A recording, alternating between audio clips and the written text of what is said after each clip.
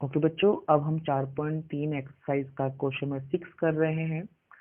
एक आयतकार खेत का विकर्ण उसकी छोटी भुजा से 60 मीटर अधिक लंबा है। सबसे पहले मैं बता दूं कि आयतकार फिगर किस तरह से बनेगा। एक रेक्टेंगुलर की बात हो रही है बेटा। एक रेक्टेंगुलर है यानी कि आयतकार, ये होता है आयतकार। इसमें एक भुजा आपकी छोटी नजर आ रही होगी। ये पेंसिल नजर आ रहा है कि नहीं आ रहा पता नहीं। देखो बेटा, ये आपका एक आयत है यानी कि रेक्टेंगल। इसको हम डायगोनल यानी कि विकर्ण कहते हैं। तो कह रहा है एक आयतकार खेत का विकर्ण उसकी छोटी भुजा से 60 मीटर अधिक है। इसमें छोटी भुजा कौन सी है? ये।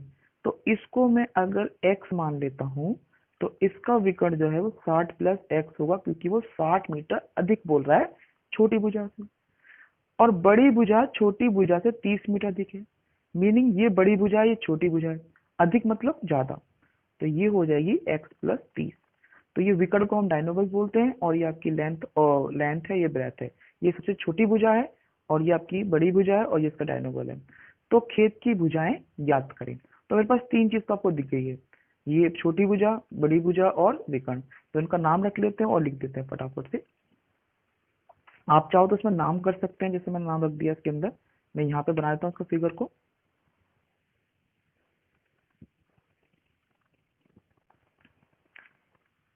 ए बी सी एंड डी ले लिया है, ए सी।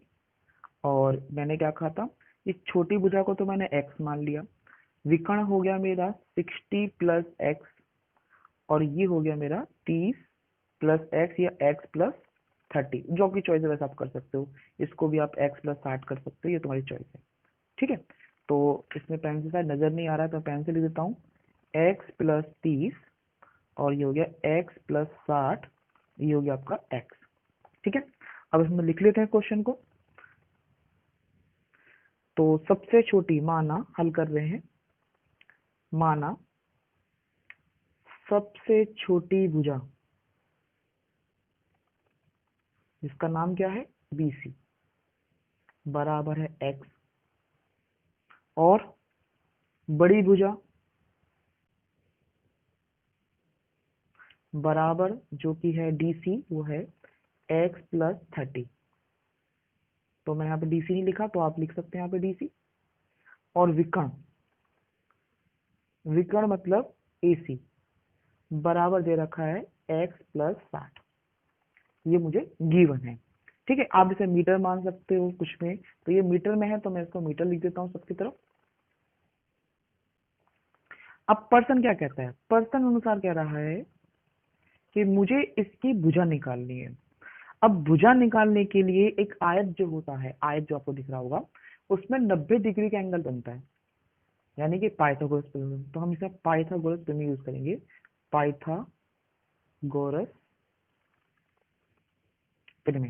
तो एक काम करने आप इसको ना BC की जगह, ये आपकी जो भुजा है उसको AD मान लीजिए। उससे क्या होगा, तो ये आपको विकर्ण, आपको ये वाला जो हिस्सा है वो आपको एक समकोण त्रिभुज यानी कि राइट ट्रायंगल एंगल दिख जाएगा। तो दिख गया, AD बना लिया।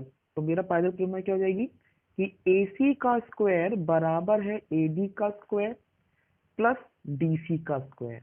मतलब लंब प्लस आधार बराबर कर्ण का स्क्वायर। ये आपको पता है इसलिए मैं यहाँ पे नहीं लिख रहा हूँ, लिख देता हूँ यहाँ पे। चलो लिख देता हूँ। कर्ण का स्क्वायर बराबर होता है आधार का स्क्वायर प्लस लंब का स्क्वायर। और उसको आगे पीछे आप कर सकते हैं, ये आपको पता है। अब AC, AC क्या है बेटा? 60 प्लस एक्स का होल स्क्वायर। AD कितना है? ओनली फॉर एक्स का स्क्वायर। और DC है आपका x प्लस 30 का होल स्क्वायर। अब हम फॉर्मूले की मदद से खोलेंगे। फॉर्मूला क्या यूज करेंगे? a प्लस बी का होल स्क्वायर, जो कि है a का स्क्वायर प्लस b का स्क्वायर प्लस 2ab। याद है फॉर्मूला, 9वीं क्लास में पढ़ा था। तो ये हो गया हमारे पास a का स्क्वायर प्लस 60 का स्क्वायर प्लस 2x और 60 बराबर, ये तो x का स्क्वायर है ही है। अब इसको भी फॉर्मूले की मदद से खोलेंगे तो ये हो जाएगा x का स्क्वायर प्लस 30 का स्क्वायर प्लस 2ab, 2a और b। ओपन करते हैं, ये हो गया x का स्क्वायर, 60 का स्क्वायर कितना हुआ?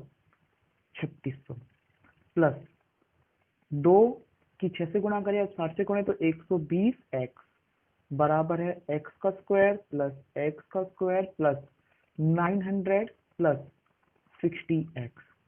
अब आप चाहो तो इन्हें एक साथ एडजस्ट कर सकते हो या फिर एक तरफ लेकर इसको दोबारा से एडजस्ट कर सकते हो। देखो भाई, मेरे पास ये एक्स स्क्वायर है, ये एक्स स्क्वायर है, ये दोनों सेम टू सेम है, ये कट जाएंगे, तो बचा क्या, ये वाला एक्स स्क्वायर। तो यहाँ पे मैं उठाकर इसको यहाँ लेके आना है, तो मेरे पास वैल्यू आएगी एक्स का स्क्वायर प्लस 900 प्लस 60x। ये वहां पे जाकर माइनस का हो जाएगा 3600 और ये माइनस का हो जाएगा 120x, क्योंकि ये प्लस की है वो यहाँ आ जाएगी। ठीक है, तो अब देखो मेरे पास इक्वेशन बनेगी एक्स का स्क्वायर प्लस ये 60 और ये माइनस का 120 है, दिख गया आपको।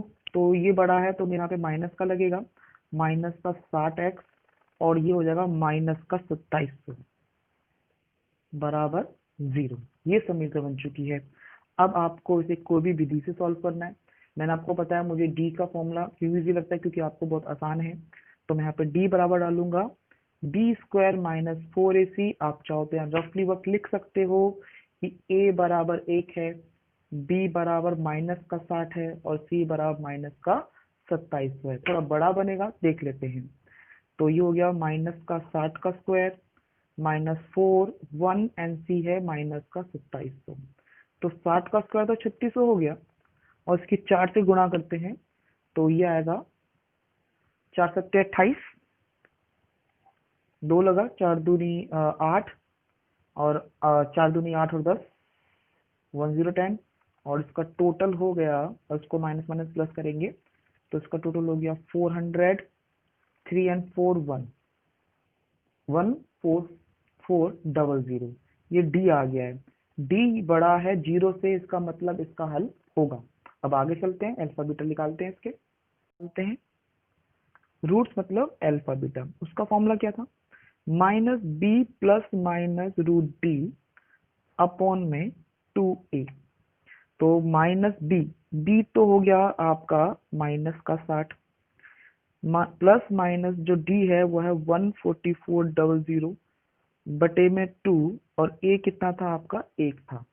ये आपकी समीकरण थी, आपको दिख रहा होगा।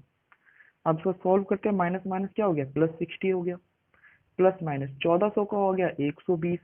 भाई देखो ना, 144 का तो आपका 12 होता है और 00 का सिंगल होता है, बटे में 2 की 2 बन जाए 2, इसके दो पार्ट कर लेते हैं।